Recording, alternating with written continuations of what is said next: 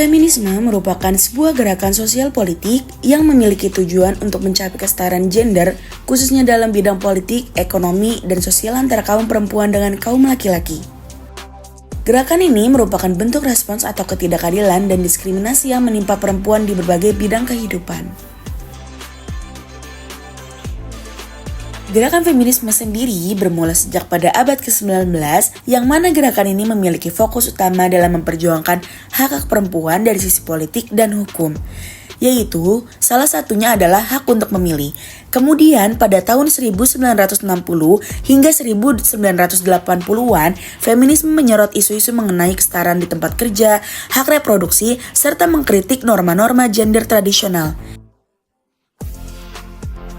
Kemudian gerakan feminisme yang mulai berkembang pada tahun 1990-an dengan fokus pada keberagaman pengalaman perempuan, mencakup aspek ras, kelas sosial, dan orientasi seksual sambil menyoroti kritik terhadap pandangan tunggal mengenai feminitas.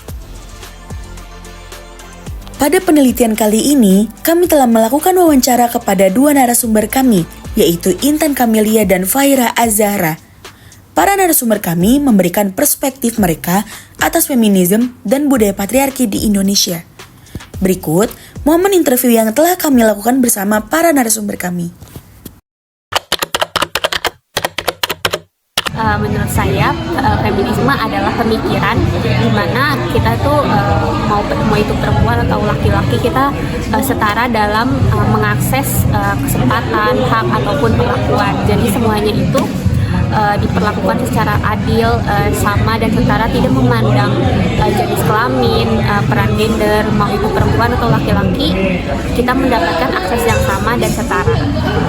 Definisi dari feminisme yang saya ketahui adalah sebuah gerakan sosial yang dibuat untuk kesetaraan gender, di mana diskriminasi terhadap kesetaraan gender itu masih tinggi, terutama untuk perempuan.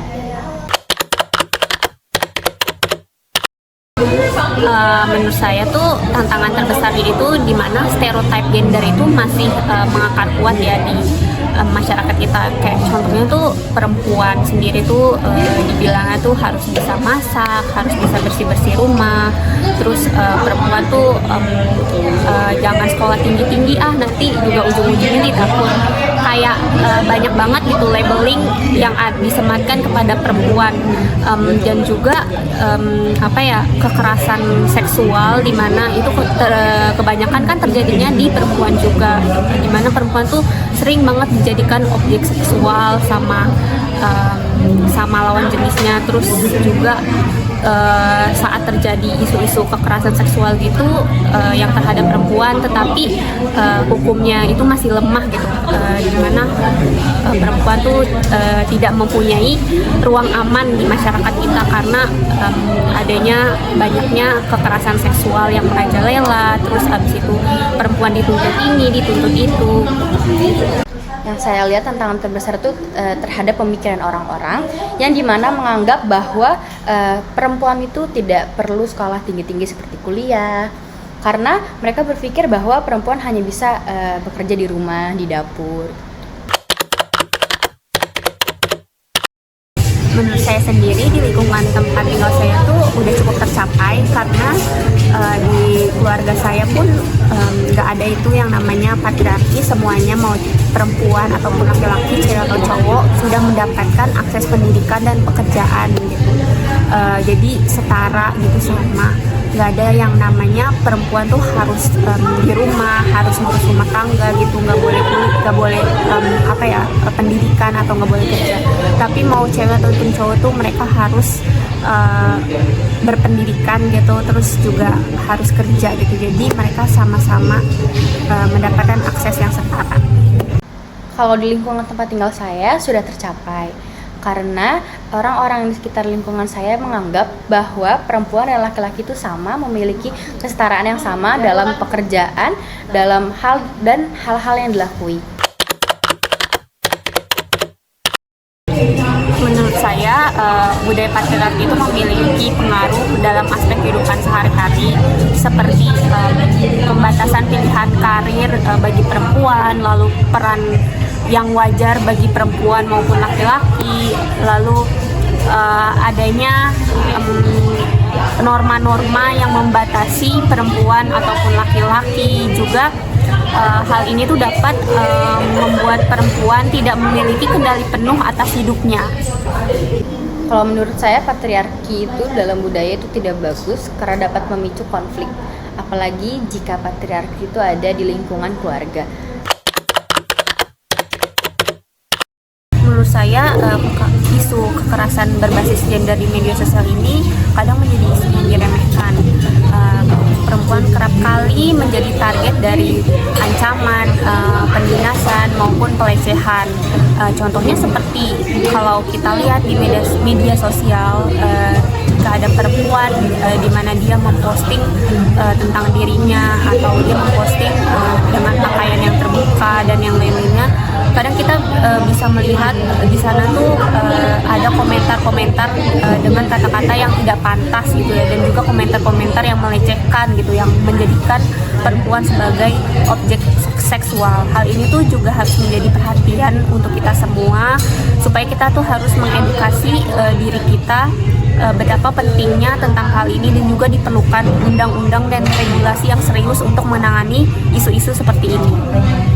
Menurut saya kekerasan berbasis gender di media sosial itu mungkin lebih condong buruknya ke perempuan, karena jika ada sesuatu yang ramai di media sosial dan itu berbau hal yang buruk, yang pastinya perempuan lagi-lagi yang lebih disalahkan dibanding laki-laki. Lalu, bagaimana dengan evolusi feminisme sendiri di Indonesia? Gerakan feminisme di Indonesia memiliki akar sejarah yang dapat dilacak hingga era kolonial Belanda. Pada awal abad ke-20, kesadaran perempuan Indonesia terhadap pentingnya pendidikan dan hak mereka mulai tumbuh, yang ditandai dengan kehadiran tokoh-tokoh seperti Raden Ajeng Kartini. Di era modern, feminisme di Indonesia terus mengalami perkembangan dengan menitikberatkan perhatian pada berbagai isu, seperti kekerasan terhadap perempuan, kesetaraan di lingkungan kerja, dan partisipasi perempuan dalam politik. Beragam organisasi serta komunitas feminis turut berperan aktif dalam mendorong kebijakan yang memperjuangkan hak-hak perempuan, termasuk pengesahan undang-undang tentang penghapusan kekerasan seksual. Di Indonesia sendiri pun, kasus atau ketidaksetaraan antara perempuan dengan laki-laki masih sering terjadi. Dan atas kemajuan zaman, banyak masyarakat Indonesia yang mulai menyadari pentingnya kesetaraan dan mulai melawan ketidaksetaraan melalui gerakan feminisme.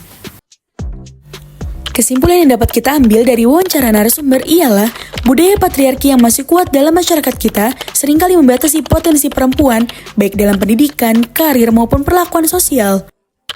Kekerasan seksual dan diskriminasi gender seringkali dianggap remeh, terutama terhadap perempuan yang dianggap salah hanya karena pilihan mereka dalam berpakaian atau berperilaku. Dalam dunia digital, perempuan sering menjadi sasaran penghinaan dan kekerasan verbal yang semakin memperburuk ketidaksetaraan gender.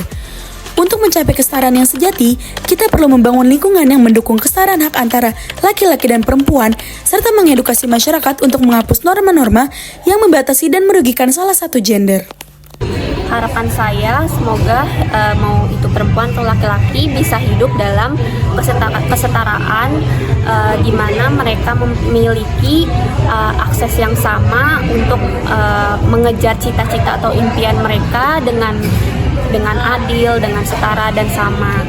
Dan juga perempuan dan laki-laki harus lebih aware terhadap hal ini, terhadap feminisme, terhadap patriarki, karena agar kedepannya semua mau itu perempuan atau laki-laki dapat dijamin kebebasan atau akses dalam kesetaraan dalam mencapai pendidikan, pekerjaan dan lain-lainnya. Harapan saya untuk perempuan dan laki-laki adalah sama-sama bekerja sama untuk membangun negara menjadi lebih baik, bekerja sama dalam hal tidak membanding-bandingkan antara keduanya, tidak menjelekkan satu sama lain, bahwa perempuan bisa juga seperti laki-laki dan laki-laki juga sama seperti perempuan.